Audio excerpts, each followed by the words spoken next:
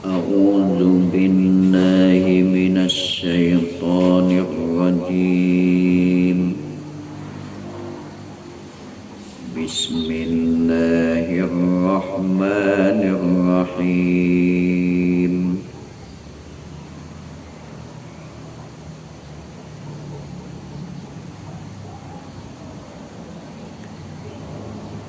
Qalu ajitana litalfitana amma wajadna alaihi aba'ana wa takuna lakumal kibriya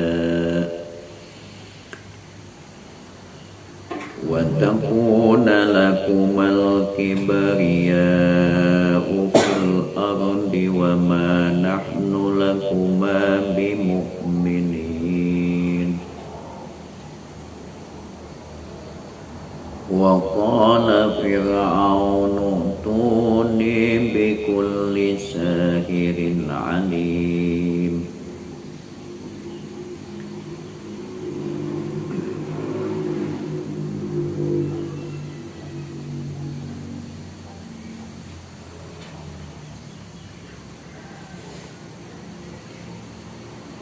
Qalu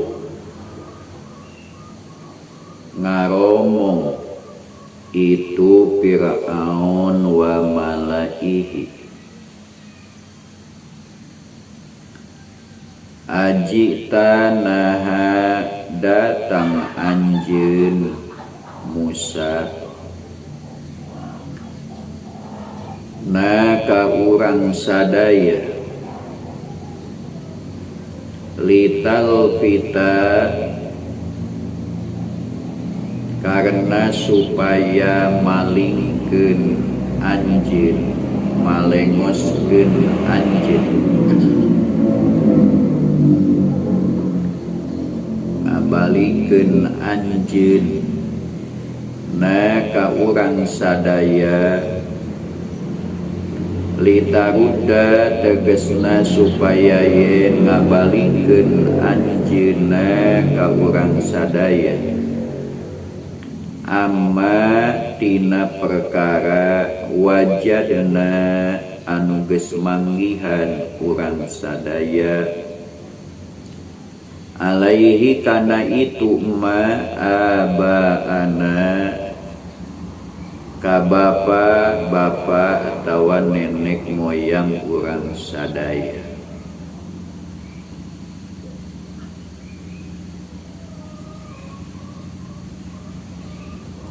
Watakuna jeung supaya yen kabuktian lakuma eta tetep pikeun anjeun duaan naon al kibriyau kesombongan, al mulku tegesna kerajaan kekuasaan.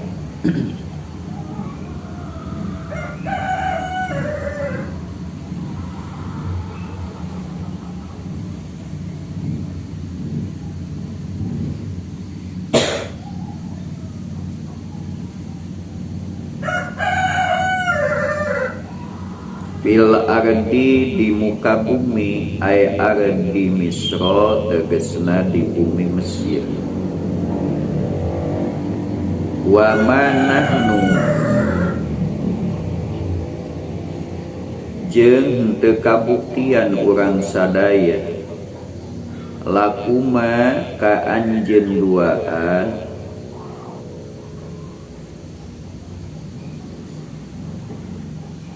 bimu'minina eta anu iman kabeh, musaddiqina tegesna anu ngabenerkeun kabeh.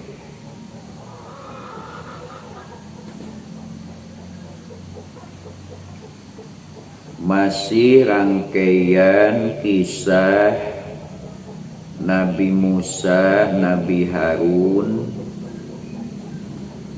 sareng Firaun oge kaumna. Tingawitan ayat 75, 76, 77, 78. Ieu kisah ringkas Nabi Musa, Nabi Harun nu diutus ku Allah ka Firaun jeung kaumna. Engke panjangna ku Allah dibeberkeun deui dina ayat 78 ka ditu. Kisah ringkasna heula. Sabada Allah ngutus Kangjeng Nabi Nuh anu kisahna ku Allah diparentahkeun supaya didugikeun ku Nabi ka musyrikin Mekah anu isina peringatan bagi orang kafir. Ayat 71, 72, 73 itu kisah Nabi Nuh alaihi salam. Watlu alaihim naba'a Nuhin. Allah memerintahkan kepada Rasulullah membacakan kisah singkat Nabi Nuh untuk memperingatkan musyrikin Mekah yang menentang ajakan Nabi. Dengan kisah Nabi Nuh yang berdakwah kepada kaumnya, di mana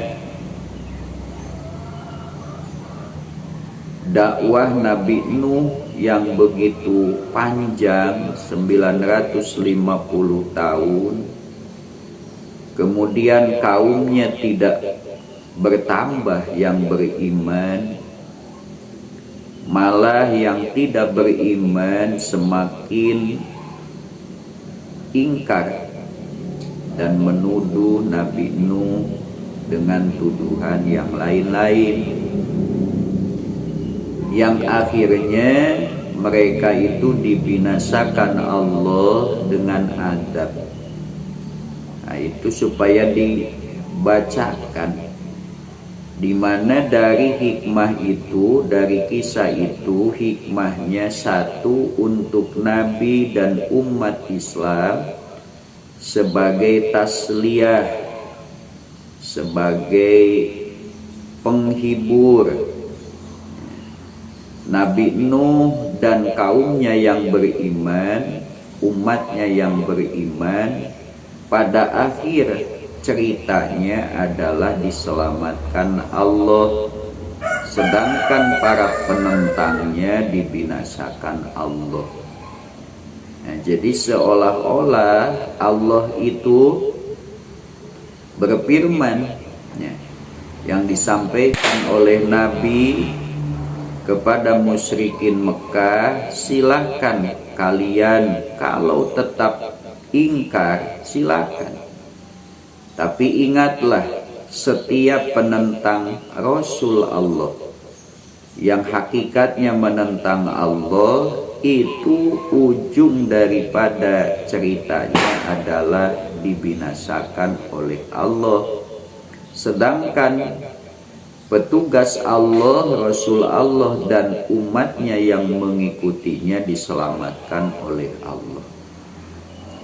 Nah, jadi dari ayat 71 kisah Nabi Nuh sampai 73 terus ya, sampai ayat selanjutnya itu kisah para nabi dan kaumnya yang membangkang. Nah, itu intinya adalah peringatan bagi para pembangkang, khususnya pada saat itu adalah musyrikin Mekah yang membangkang dakwah Nabi. Dua, sebagai tasliyah, penghibur, pangbeberah kanggo Nabi sareng umatna anu mengikuti petunjuk Allah. Jadi sunnah Allah itu akan tetap berlaku. Jadi isi daripada kisah-kisah ini adalah ancaman. Allah menyampaikan ancaman dengan menyampaikan kisah para nabi dan kaum yang membangkang nabi yang datang sebelum Nabi Muhammad SAW. Ayat 74 secara singkat Allah memberitahukan bahwa setelah Nabi Nuh, Allah pun tidak berhenti mengutus para nabi, para rasulnya. Di antaranya setelah Nabi Nuh, setelah manusia dibinasakan dengan banjir, muncullah generasi manusia, yaitu kaum Ad, di mana mereka menyimpang dari ajaran tauhid. Diutuslah Nabi Hud. Mereka menentang, dibinasakan oleh Allah dengan angin. Diutus lagi, datang lagi manusia baru, kaum Samud, dengan segala fasilitas yang Allah berikan. Kemewahan dunia mengakibatkan kesombongan. Mereka berpaling dari ajaran Allah, lupa kepada Allah, terlalu menikmati kenikmatan dan anugerah yang Allah berikan, tapi malah lupa kepada yang memberinya. Diutuslah Nabi Shalih untuk mengajak kembali kepada Allah. Mereka pun menentang dan dibinasakan oleh Allah dengan suara petak, suara jeritan malaikat yang memecahkan gendang-gendang telinga sehingga mereka pun mati. Datang lagi generasi manusia terus. Di antaranya adalah Numrud dan kaumnya, yang juga menyimpang dari ajaran tauhid, bahkan sampai mengaku sebagai Tuhan. Diutuslah Nabi Ibrahim. Mereka pun menolak ajakan tauhid yang disampaikan Nabi Ibrahim. Maka dibinasakan pula mereka oleh Allah lewat tentara Allah yang berupa nyamuk, rametuk. Balaga-balaga diberi rametuk. Ada anu gede diberi angin. Samud anu masih kene Ad kedua, masih keturunan Ad, masih hebat-hebat fisiknya, diberi suara. Namrud, nah ini kan tidak sehebat Ad dan Samud, belagu. Allah dilawan kurametuk. Nah berarti Allah itu seolah-olah mengajarkan kepada kita, mana kekuatan kalian itu. Kalian kaum Ad binasa dengan angin, padahal angin itu kan teman hidup manusia. Samud belagu, dibinasakan dengan suara, padahal suara itu kan kebutuhan. Tapi ketika diutus jadi adab, suara itu bisa mematikan. Nyamuk, padahal itu salah satu di antara makhluk hidup yang ada di tengah-tengah manusia. Tapi ketika diutus jadi adab, Numrud yang belagu ngaku Tuhan binasa oleh nyamuk. Nah itu sengaja coba sampaikan oleh Muhammad kisah-kisah itu, karena memang Nabi pun belum tahu kisah itu. Karena kisah itu kan masa lalu yang jauh, tidak ada diceritakan. Di Mekah itu tidak ada cerita para nabi, hanya Nabi Ibrahim saja. Karena memang membangun Ka'bah di Mekah dan Nabi Ismail. Tapi kan itu pun ceritanya, bahkan ajarannya sudah disimpangkan begitu jauh oleh mereka. Hanya tahu figurnya saja, Nabi Ibrahim, Nabi Ismail, pembangun Ka'bah. Coba sampaikan kisah-kisah itu, disampaikan. Di satu sisi ini pengetahuan, Di sisi lain adalah mukjizat untuk membuktikan Nabi Muhammad itu kan tidak pernah sekolah, ummi, tidak pernah menulis, tidak pernah membaca, tapi kok tahu kisah-kisah yang sudah lalu. Berarti itu adalah wahyu. Sampaikan.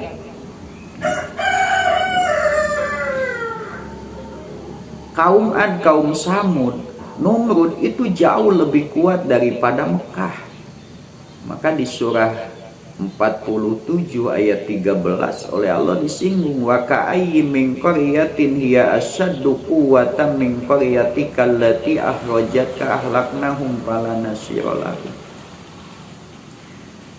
Betapa banyak negeri yang jauh lebih hebat daripada negerimu Muhammad, dari betapa banyak penduduk negeri yang jauh lebih kuat, lebih hebat daripada penduduk negeri yang telah mengusir Muhammad. Tapi mereka dibinasakan Allah.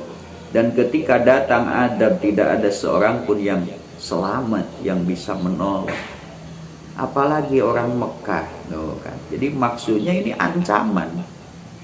Ancaman. Tapi tidak langsung, awas kalian itu akan disiksa. Enggak. Karena Nabi kan akhlaknya begitu mulia, tidak berani menyampaikan ancaman yang sifatnya seolah-olah mendoakan celaka. Maka diungkaplah, menyampaikan ancaman Allah itu dengan mengungkap, menjelaskan, menceritakan, menyampaikan, mengisahkan kisah-kisah para nabi dan kaumnya yang terdahulu. Nah, terus diutus para nabi, tapi demikianlah mereka membangkang apa yang disampaikan oleh Rasul, membangkang para Rasul, mendustakan apa yang disampaikannya.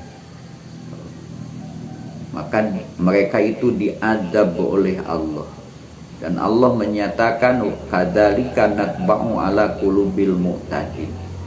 Orang yang hatinya melewati batas, tidak mau menerima iman, itu adalah manusia yang sudah dicap hatinya oleh Allah. Maka demikian siapapun kalau hatinya sudah dicap Allah, mereka itu tidak akan bisa menerima iman. Dan akibat daripada menolak ajakan iman itu, di dunia dibinasakan Allah, disiksa, di akhirat menjadi penduduk neraka yang abadi. Jadi simpel Allah itu, memberikan ancaman, peringatan, kemudian mengingatkan. Yang diungkapkan adalah kisah, tapi muatan daripada kisah itu sangat luar biasa. Nah, di ayat 75, 76, 77, 78 Allah pun menjelaskan bahwa setelah itu Allah terus mengutus Nabi Musa dan Harun kepada Firaun. Kesimpulan dari kisah Nabi Musa, Nabi Harun yang diutus kepada Firaun dan kaumnya dengan membawa mukjizat, tanda bukti kerasulannya,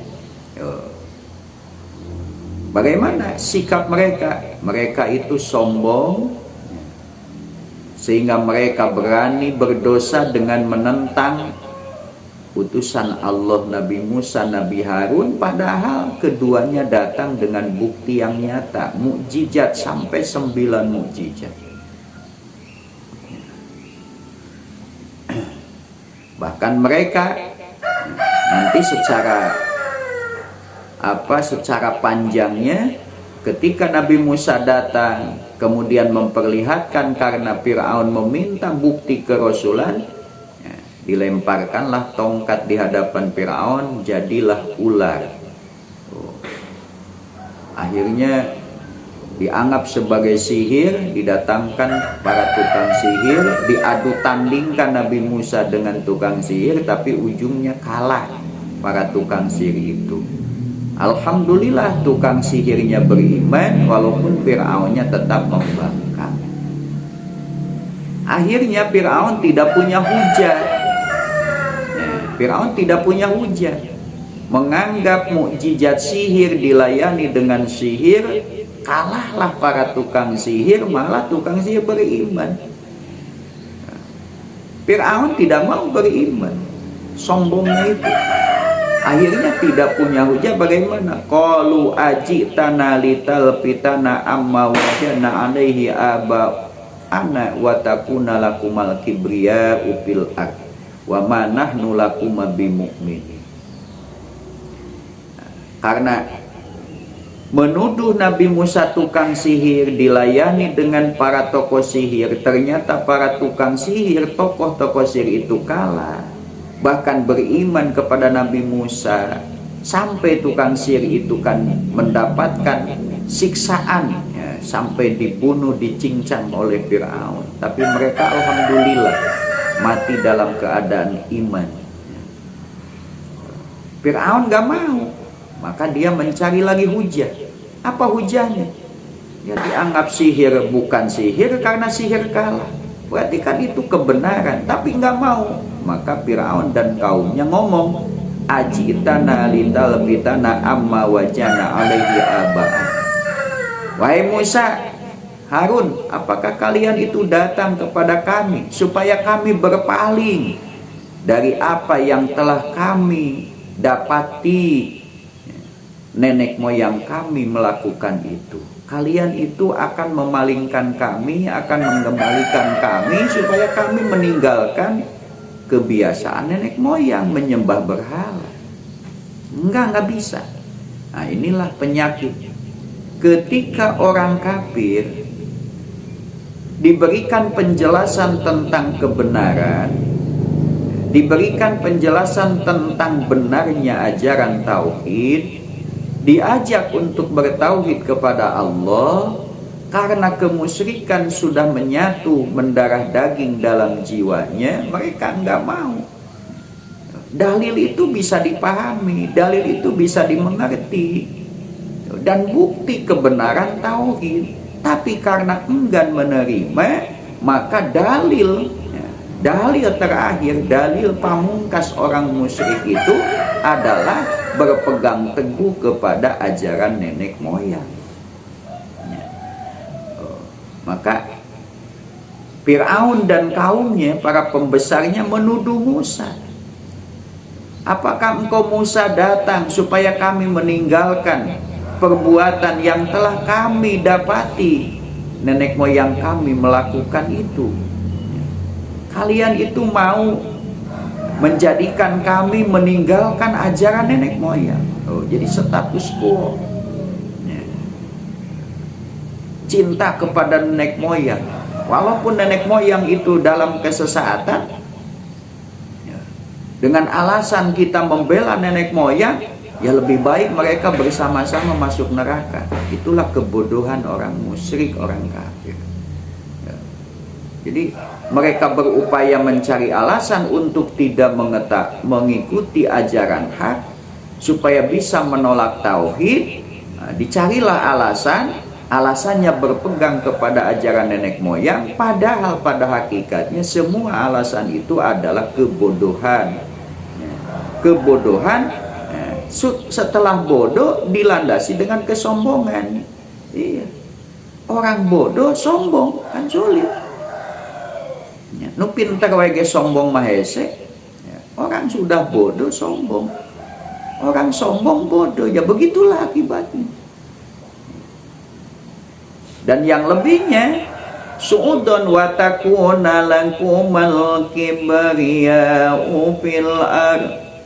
Dan kalian itu datang, bukan hanya memalingkan, menjadikan kami berpaling dan meninggalkan ajaran nenek moyang, tapi kalian itu pun punya keinginan untuk menjadi penguasa di bumi Mesir. Watakuna lakumal kibriya, supaya kalian punya kebesaran, punya kerajaan. Kalian itu sesungguhnya ingin punya kekuasaan, ingin menjadi penguasa. Allah menyebut al-mulku, kekuasaan, dengan kibriya. Kibriya itu kesombongan. Kenapa? Karena kekuasaan itu adalah li'annahu akbaru ma yutlabu min umuri dunya. Kekuasaan adalah hal yang paling besar yang dicari oleh manusia di dunia. Sebetulnya orang yang tidak mengerti hakikat daripada kekuasaan di dunia, mereka semuanya menginginkan jadi penguasa. Kita KBG harayang jadi presiden di Indonesia. Ngan ayah anu berani tampil, ayah anu teu berani tampil. Tuh. Iya. Kemudian dibikinlah orang yang berani tampil supaya tidak banyak pesaingnya, dibikinlah sistem aturan supaya yang maju untuk menjadi calon presiden itu tidak terlalu banyak, dibikin aturan. Karena semuanya itu sesungguhnya mencintai kekuasaan itu. Hanya orang yang mengerti hakikat hidup dunia, bagaimana hakikat kekuasaan di dunia ini, bagaimana kekuasaan itu nanti di akhirat. Memang kedudukan itu adalah kebesaran di dunia, kebanggaan. Tapi jangan-jangan kedudukan yang diduduki oleh manusia di luar sistem Allah, aturan Allah akan menjadi kehinaan. Orang yang menjadi penguasa dalam menjalankan aturan Allah saja tidak luput dari hisaban. Karena seorang pemimpin itu, seorang kepala negara itu nanti di hadapan Allah akan menjadi manusia pertama yang dipinta pertanggungjawaban atas semua dosa yang dilakukan oleh rakyatnya. Iya. Kalau kepemimpinannya kepemimpinan di luar sistem kepemimpinan Allah, kepemimpinan yang tidak menjalankan hukum Allah, para pemimpinnya itu akan menjadi manusia pertama yang dilemparkan ke dalam api neraka. Orang nomor satunya dulu masuk neraka, kemudian para kaki tangan orang nomor satu, kemudian orang nomor dua, kaki tangan orang nomor dua, orang nomor tiga, terus. Kullama dakhalat ummatul la'anat ukhtaha. Setiap masuk segolongan umat, maka umat yang baru masuk neraka itu akan melaknat saudaranya yang sudah duluan masuk neraka. Itu para pemimpinnya. Terus dari orang nomor satu di satu pemerintahan sampai rakyat paling kecil yang ada dalam pemerintahan itu, yang di luar sistem Allah, yang tidak menjalankan undang-undang Allah, semuanya pada hakikatnya itu bersama-sama di dunia solid, saling menolong, saling membantu, atau saling berebut kekuasaan. Di akhiratnya itu akan sama-sama masuk neraka. Na'udzubillah. Kalau sebuah kekuasaan, daulah, pemerintahan, siapapun yang menjadi pemimpinnya, siapapun yang menjadi rakyatnya, sepanjang tidak menjalankan sistem hukum Allah, maka pada hakikatnya itu sedang berlomba-lomba untuk masuk neraka. Na'udzubillah. Nah, maka Allah sebut kerajaan dalam ayat ini disebut oleh Allah wa takuna lakumal kibriya'u. Dan kalian datang karena kalian menginginkan kesombongan. Maksudnya al-mulku, kekuasaan kalian ini datang ingin merebut kekuasaan, ingin kudeta gitu. Nah, ingin kudeta. Kalian ini ingin punya kedudukan di bumi Mesir ini. Allah sebut kekuasaan itu dengan kibriya. Kenapa? Li'annahu akbaru ma yutlabu min umuri dunya. Karena kekuasaan itu adalah sebesar-besar sesuatu yang dicari oleh manusia di dunia ini. Jadi orang itu, orang yang tidak tahu hakikat hidup, tidak tahu hakikat dan tanggung jawab di balik kekuasaan, pasti akan berebut ingin jadi penguasa. Kalau bisa kan, dimimiti jadi kuwu, terus kadituna hayang jadi bupati, geus jadi bupati, kadituna hayang nyalon jadi gubernur, geus jadi gubernur, cita-cita ingin jadi orang nomor 1, kan gitu, terputus. Padahal kalau mereka berpikir jadi riwe, tapi daun nu kapok, hayang deui. Maka Allah sebut kekuasaan al-mulku itu disebut dengan kibria, karena itulah yang paling diinginkan oleh manusia dalam kehidupan dunia, ya, kecuali orang yang mengerti arti kehidupan, arti dunia, dan arti kekuasaan. Itu yang pernah. Yang kedua, wali annahu yurisul kibria awal izza, karena kekuasaan itu akan mewariskan kebesaran. Nyapa tadina kajen orang dikatakan orang sederhana, dikatakan orang merakyat, dikatakan orang dari pelosok kampung, ketika sudah berkuasa bahkan bisa lebih sombong daripada orang yang memang tadinya sombong, ya kan? Tidak sedikit orang yang tadinya lugu, bahkan menarik simpati masyarakat karena keluguannya, karena merakyatnya, karena kesederhanaannya. Tapi begitu jadi penguasa, ternyata rakyat pun merasa menderita. Tidak setiap orang miskin kemudian dia kaya menjadi merasakan bagaimana pahitnya miskin. Tidak sedikit orang yang tadinya miskin kemudian dia naik jadi orang kaya, malah dia tidak memperdulikan rekan-rekannya yang masih miskin. Ente inget loh orangnya baheula keur miskin, aduh ripuna sangsara, jadi bager ente malah jadi sombong. Kamu dulu miskin, saya juga dulu miskin sama dengan kamu, tapi saya berjuang. Kamu juga kalau ingin seperti saya berjuang dong. Malah jadi gitu. Tidak sedikit seolah-olah mau balas dendam. Itu bisa balas dendam kanu beungar ya, kanu miskin jadi pelit. Walaupun tidak sedikit pula orang yang tadinya miskin kemudian kaya. Setelah dia jadi orang kaya merasakan bagaimana penderitaan orang miskin, sehingga terketuklah hatinya untuk mengasihi orang miskin.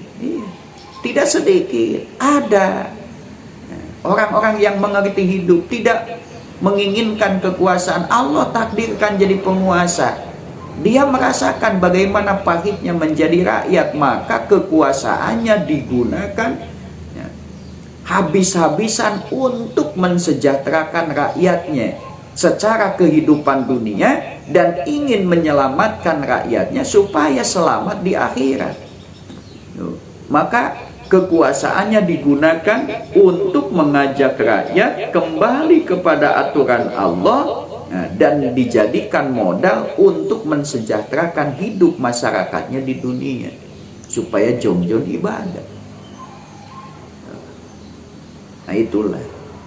Namun kebanyakan kekuasaan itu mewariskan kesombongan, kegagahan, kediktatoran.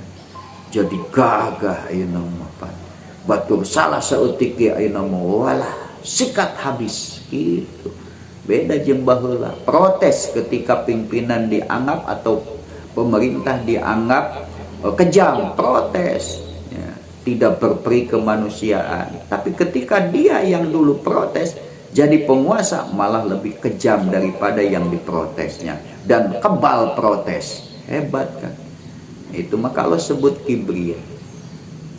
Wa ma nahnu lakum bimu'minin. Nah, dan ujungnya, ini ujung cerita, ujungnya. Apapun yang engkau sampaikan Musa, apapun alasannya, maka ujung-ujungnya wa ma nahnu lakum bimu'minin, kami ini tidak akan mau beriman. Gitu lah, guys. Nah, itu ayat 75, 76, 77, 78 surah Yunus itu kisah Nabi Musa yang Allah jelaskan secara global, secara ringkas mulai datang Nabi Musa sampai akhirnya kesimpulannya begitu. Bagaimana cerita lengkapnya?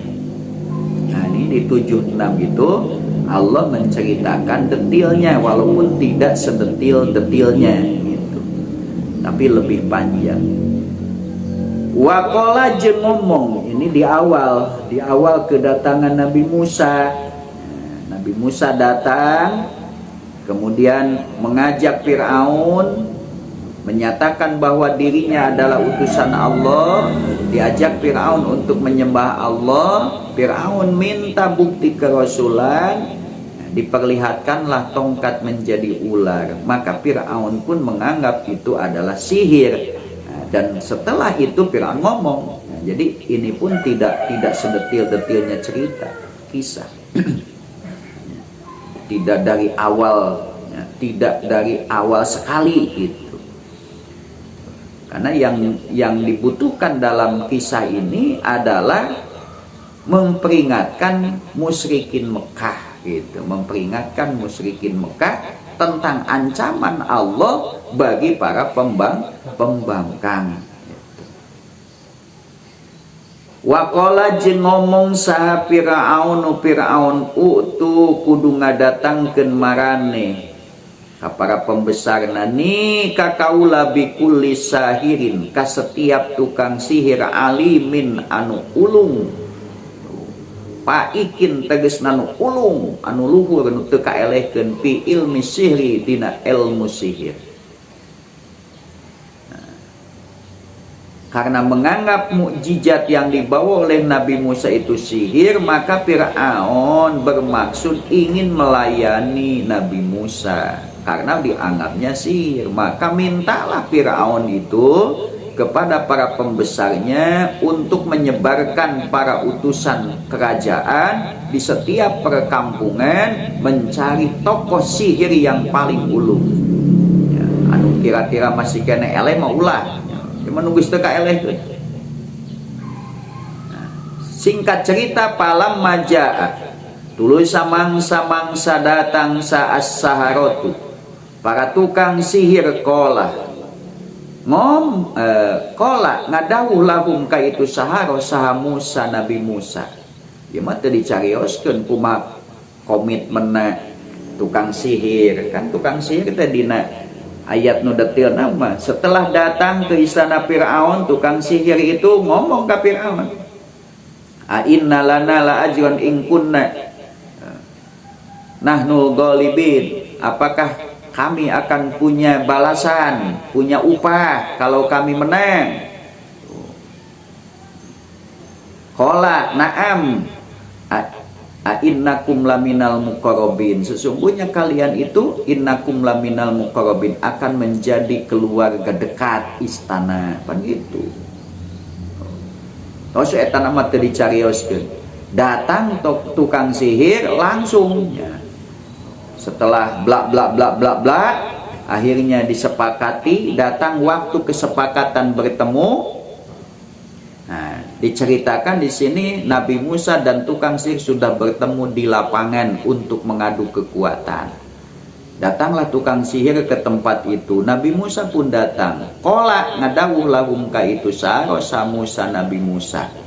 Ba'dama qalu lahu. Dawuhan Nabi Musa ieu teh ngajawab dina ucapan tukang sihir. Dia teu dicarioskeun kan dina ayat nu sanes, dina surah nu sanes dicarioskeun. Ini kan mau diambilnya singkat. Ba'dama qalu dina sabada yen ngaromong itu saharoh lahu ka Nabi Musa, imma antul qiya wa imma an nakuna nahnul mulkin. Nah, omongan tukang sihir. Fir'aun mengutus para utusan mencari para tokoh sihir. Terkumpullah tokoh sihir, menurut sebagian riwayat 72 tokoh sihir. Kemudian datang ke istana, dijamu di istana, komitmen dengan istana Fir'aun akan mendapatkan upah, bahkan akan menjadi keluarga dekat ya, istana Fir'aun kalau bisa mengalahkan Musa.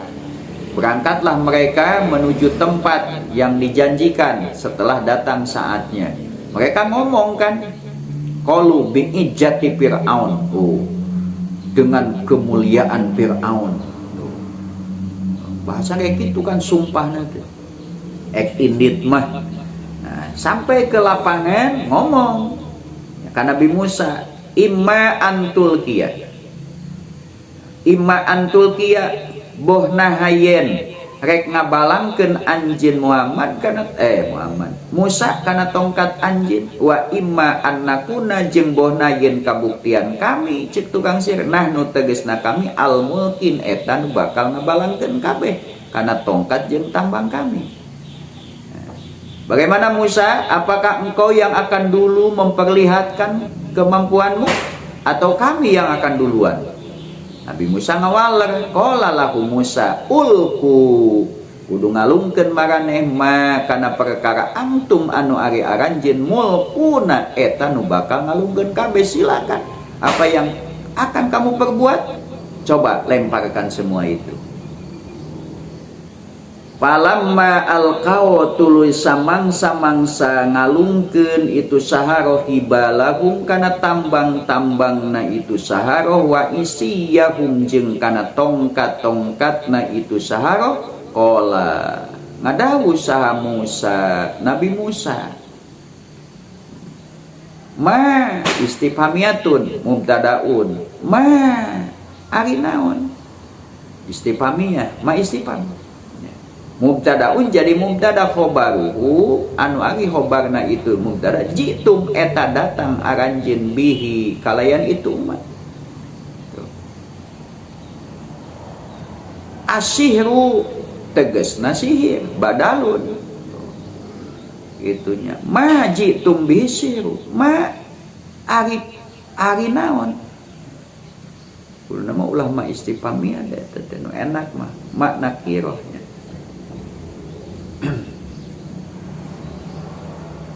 ma ari naon istifhamiyah tapi taubihnya apa yang kau bawa itu.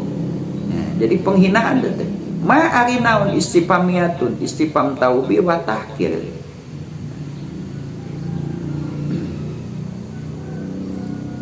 Ma ari naon jitum eta datang aranjeun bi sartana itu mah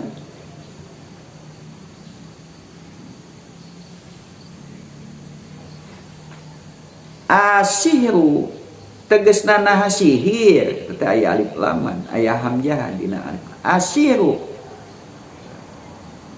numutkeun sebagian riwayat badalun eta badal asihru tegasna naha eta teh sihir wa fi qiraatin ma bihamjatin wahidatin ku hamzah anu hiji teu asihru tapi asihru mun mah asihru naha tegesna naha eta sihir naha ari itu majitum bihi teh sihir bihamjatin wahidatin ihbarun eta teh jadi berita pama mangka ari ma mausulun eta mausul mubtadaun eta mubtada tiasa makna jadi mausul jadi mausna kitu qala Musa majitum bihi.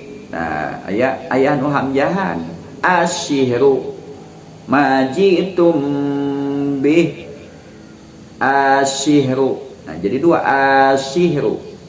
Ya, tegasna naha eta sihir. Nah, upami hiji qala Musa majitum bihi sihru.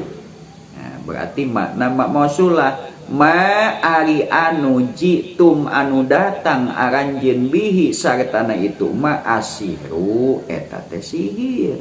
Nah, ihbarun dijadikeun khobar ihbarun eta dijadikeun khobar pama mangka ari lapad ma nu aya dina majitu mausulun eta ma mausul mubtadaun jadi mubtada enak kitu. Ma ari anu jitu manu datang aranjeun bisartan itu ma asihru eta sihir. Nah, ihbarun teh ngajadikeun khobar dijadikeun khobar. Nah khobaran ti nama gitu. Enak mah mending eta hese.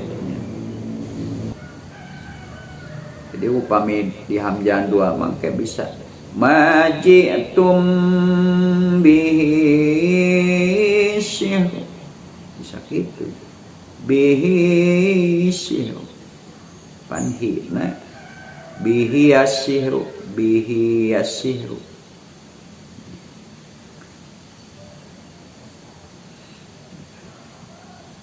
Dina qiraat nanti.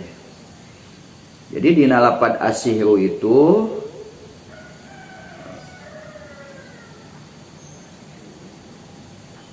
aya dua jalan, tashil sareng mad, mad lajim tilu harkat.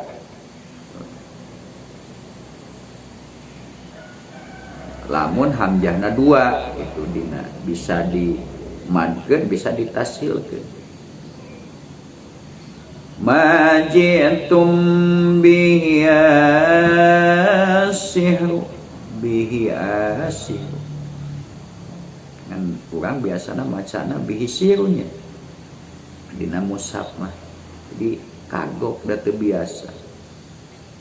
Qala Musa ma ji'tum bihi asihru, mad lajim.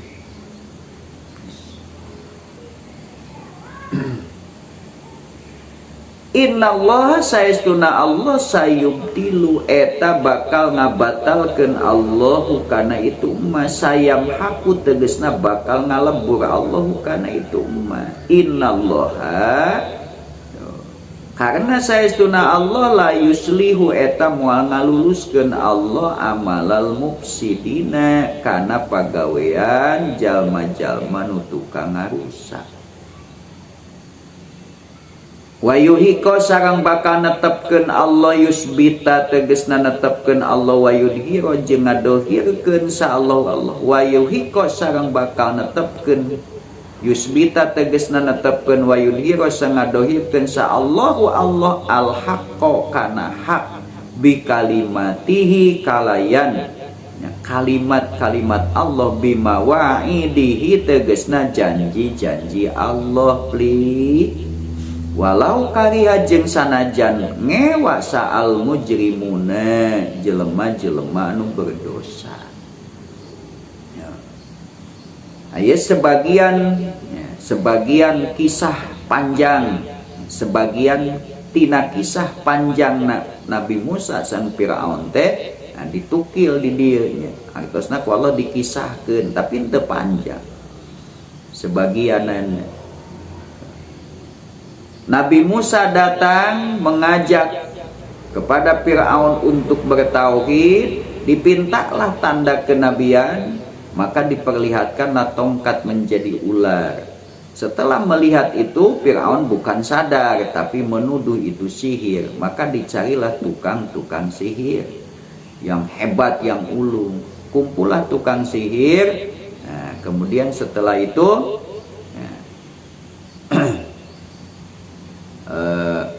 dibawalah ke tempat yang sudah dijanjikan. Bertemulah Nabi Musa dengan tukang sihir. Nah, setelah bertemu itu, maka tukang sihir ngomong kepada Nabi Musa, siapa dulu yang akan memperlihatkan kehebatannya?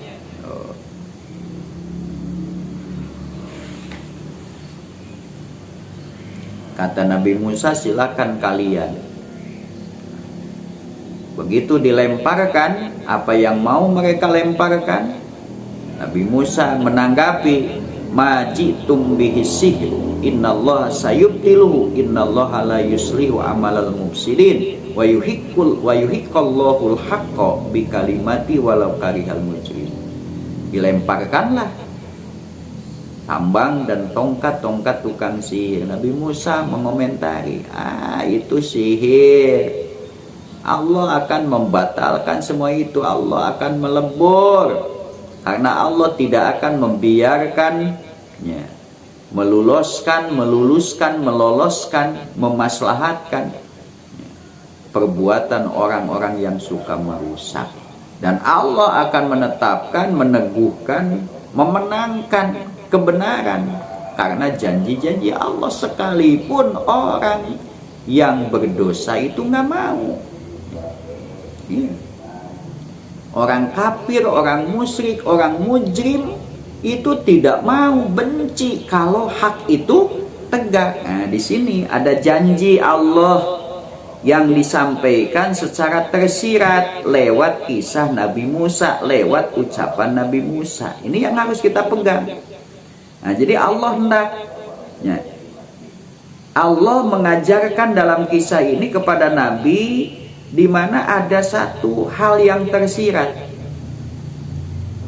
yang diancamkan, disampaikan oleh Nabi kepada kaumnya, tapi lewat kisah Nabi Musa, yaitu perkataan Nabi Musa, majitum bihi sihru innallaha sayubtiluhu innallaha la yuslihu amalal mufsidin wa yuhiqqallahul haqqo bi kalimatihi walau karihal mujrimun. Nah, ini senada dengan huwallazi arsala rasulahu bil huda wa dinil haq liyudhhirahu 'alad dini kulli. Maka liyudhhirahu itu paknya itu lebih baiknya kepada Allah, liyudhhirahu. Walaupun tidak salah paknya kepada Nabi. Liyudhhirahu karena Allah ingin mendohirkan itu. Allah mengutus rasulnya membawa hudan, membawa dinul haq, karena Allah hendak mendohirkan agamanya sehingga mengalahkan aturan-aturan di luar aturan Allah, sekalipun orang musyrik membenci. Jadi yang penting bagi Nabi itu datang membawa tugas dari Allah, sampaikan apa yang ditugaskan Allah. Yang akan memenangkan agama Allah adalah Allah.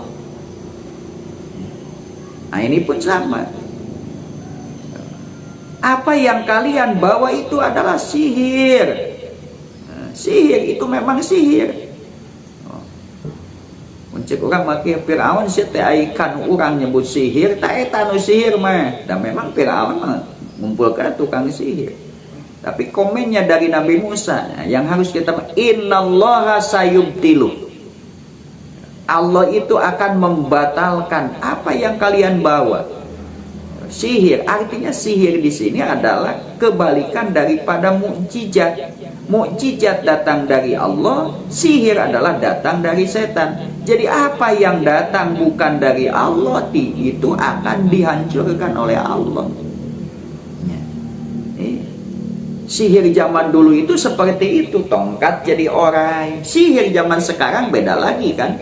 Bukan hanya itu, ada yang tidak dianggap sihir padahal sudah menyihir ribuan manusia, jutaan manusia, sehingga manusia tunduk. Ya, itu tersihir. Ya, itu juga sihir. Maka ada nanti di surah lain, kalau tidak salah sudah kelewat di surah Al-A'raf. Itu sihir yang berbentuk konsep, konsep yang menundukkan manusia sehingga manusia tersihir, sehingga manusia meninggalkan konsep Allah kembali atau pindah kepada konsep buatan manusia. Itu juga sihir. Tapi tidak kelihatan sihir, itu lebih cantik lagi sihir. Tapi ingat, innallaha sayubtilu. Apapun yang dibawa oleh siapapun yang membawanya, sepanjang itu bukan bersumber dari Allah, itu akan dibatalkan oleh Allah, akan dihancurkan, akan dileburkan. Dalam ayat yang lain kan, innahum mutabarum ma fi wa batilum ma kanu ya'malun. Mereka Bani Israel itu, innahum mutabarum mafi. Mereka itu akan lepas dari apa yang mereka pegang. Jadi apa yang mereka yakini itu akan hancur. Wabatilum makanu ya malun, dan akan batas semua perbuatannya. Ideologi yang oleh mereka dipertahankan, yang bukan ajaran Allah, itu akan hancur, akan lepas suatu saat nanti, akan berkeping-keping. Nah, ini juga sama, innallaha sayubtilu. Nah, ini yang harus kita jadikan sebuah keyakinan.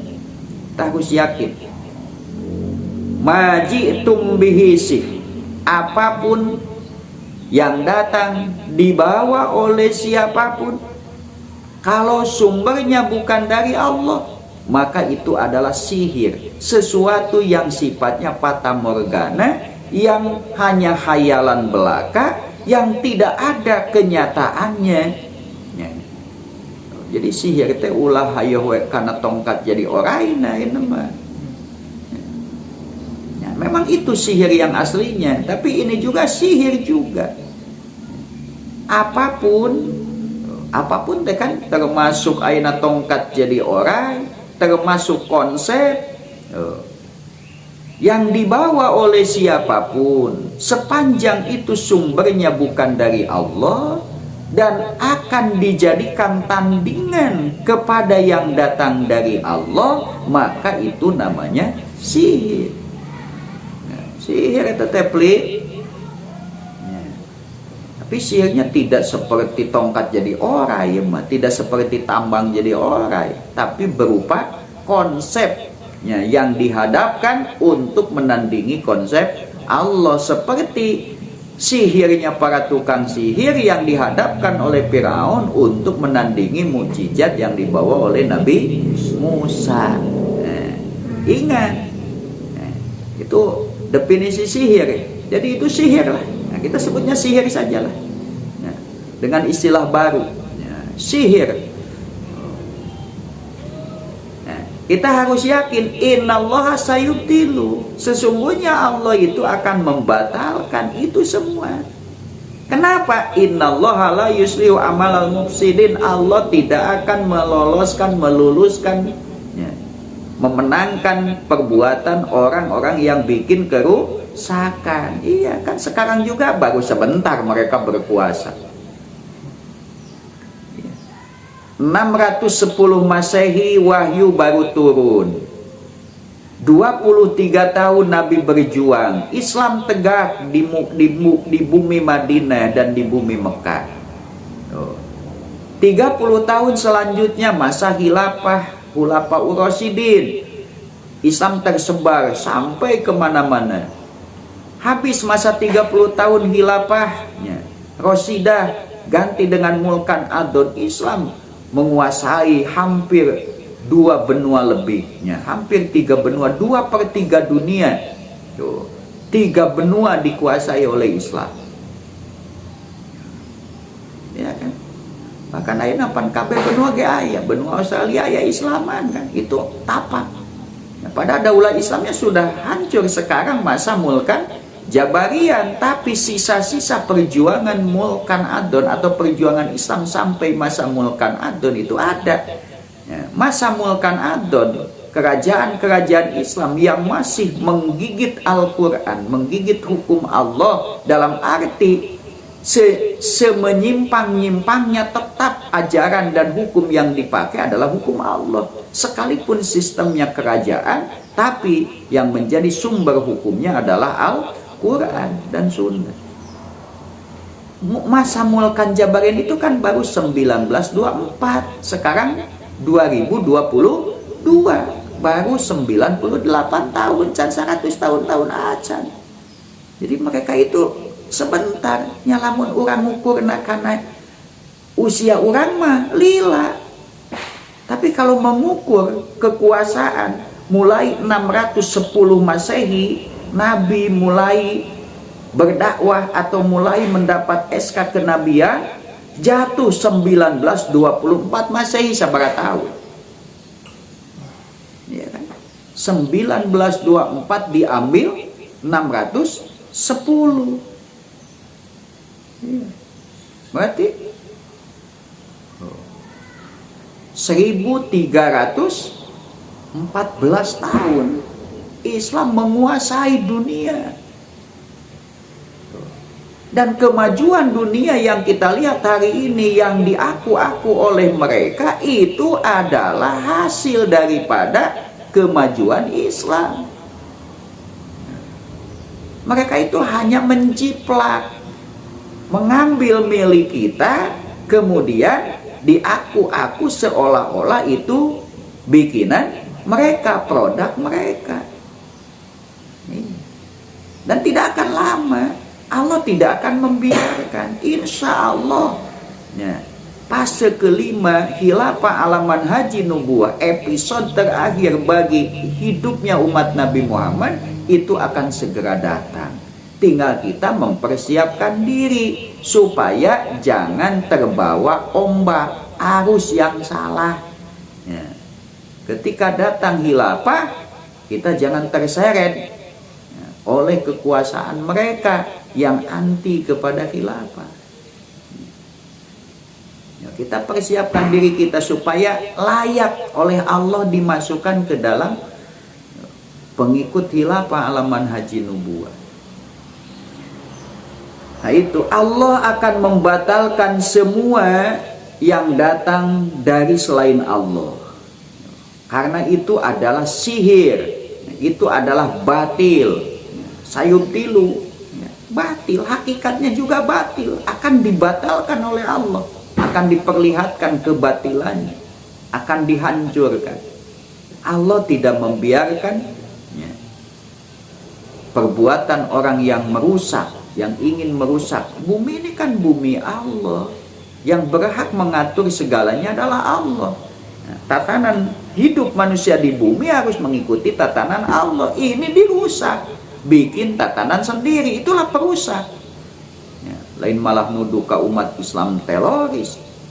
Yang teroris itu, yang perusak itu menurut Allah adalah orang yang mengganti tatanan hidup dari Allah dengan tatanan hidup dari otaknya sendiri, karena tidak mau diatur oleh tatanan hidup Allah.